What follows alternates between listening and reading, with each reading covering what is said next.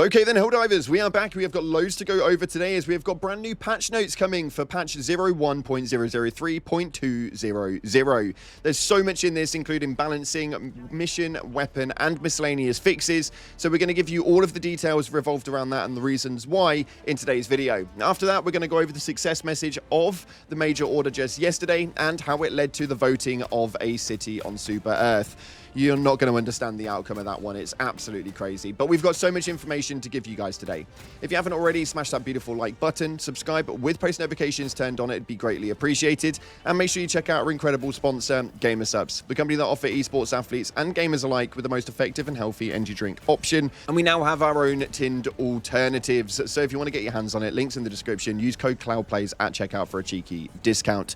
Also, this is our winner from the latest giveaway for the War Bond Super Credits. If you guys want to get involved with the next one happening on Thursday when the War Bond drops, head down to the comment section and put in a spanner, a wrench, or any sort of tool to celebrate the balance patch, and we'll announce that one on Thursday. Let's dive into the game and see what it is that's happening right now in Helldivers 2. So starting off, they did a load of balancing to the actual Helldiver. This one was really, really good, and we did have a video coming up from Nicholas and Fluffy going over exactly why they changed it. So the information is actually quite interesting. They reduced the time it takes for the Helldiver to regain control after ragdolling from 0.8 to 0.5 seconds. Now they had to do this so that it didn't look janky with the Helldiver getting up so fast, but it should mean that there is a bit of a stim delay difference when it comes to the actual movement inside of the game. Hopefully removing that stim delay when it comes to the actual play of getting up after a ragdoll. We'll see how it plays out, but it is quite interesting. As well as an increased chest injury bleed damage from 1 to 10,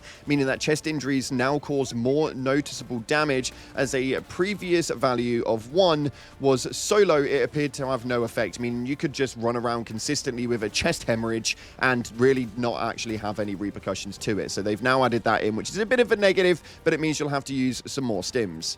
Moving into the weapons, though, we do have the one true flag that's now been altered, and you can actually now put the flag inside of an enemy, whether it's dead or alive, ensuring the eternal colors of Super Earth are never tainted, only quenched by the blood of its foes. It's absolute democracy. If you want to jump on top of a Bile Titan and stick that flag in the back of it, or jump onto a charger and stick it in, you can do, and it'll just run around with the flag on its back. A cool little addition, bit more of a fun one, nothing really too special, but something a lot of you guys will have a load of fun with.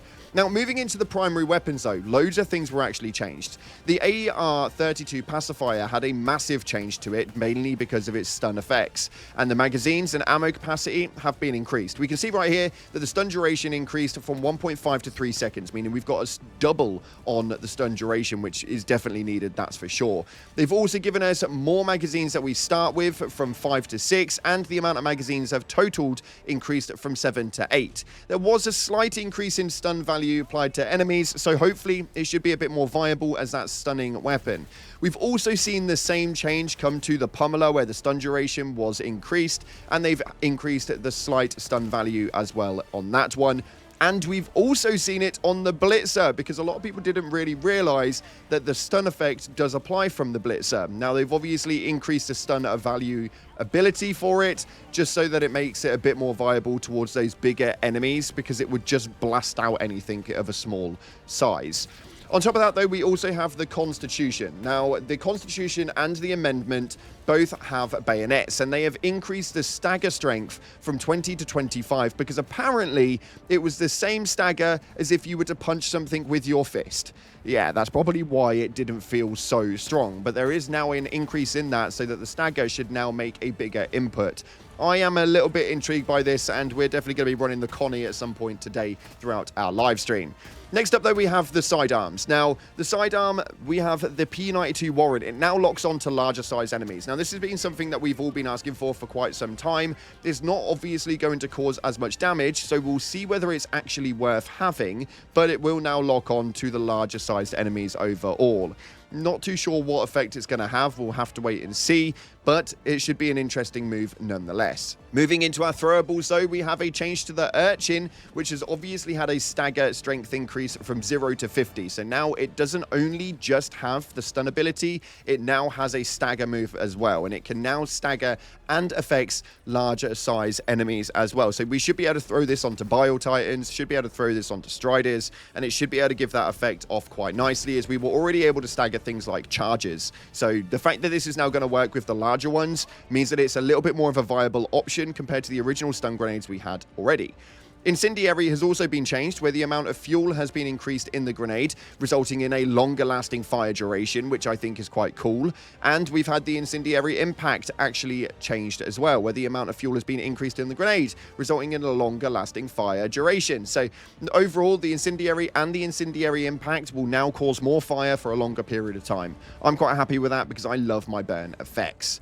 Moving into our stratagems though, we have the Flame Sentry. Now, the flame damage resistance increased from 0 to 95. Essentially, the flame turret was killing itself and it was blowing itself up, which essentially meant that it was, well, borderline useless. So we've now got a bit more of a resistance to that one. It won't blow itself up. Not only that, but you'll now have more access to it, as the cooldown has been reduced from 150 to 100, which is only 10 seconds slower than the original Gatling Sentry that we have already. So it means that you guys can use it a lot more often. In terms of the de-escalator though, we have had some change for that one, where the slight increase in stun value applied to enemies has now been boosted as well. So that is a nice little movement. The de-escalator was one of those weapons which obviously again is situational, and now that they've got a bit more of a stun value to it, it can make it a little bit more viable, especially for those bigger enemies for sure. There's no direct numbers to it though, so we are going to have to test that one. Now, in terms of boosters, they've changed some things for the Firebomb Hell Pod and the Stun Pods. This is a interesting one because they've actually made the same changes to both of them. Now, what they actually are is that now affects the Hell Pod's default explosion as well. The stagger strength decreased from 80 to 15 to prevent ragdolling of players, which is definitely needed because nobody wanted to use those Hell Pods because of it. Demolition strength increased from 40 to 20 because we now correctly also adaptively apply the normal Hell Pod explosion.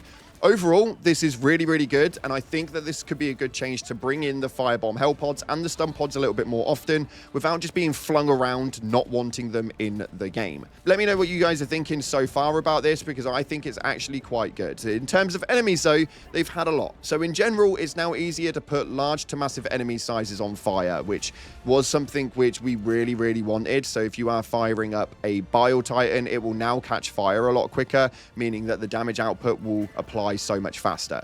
On top of that, we have the Terminids, we've got the Warriors.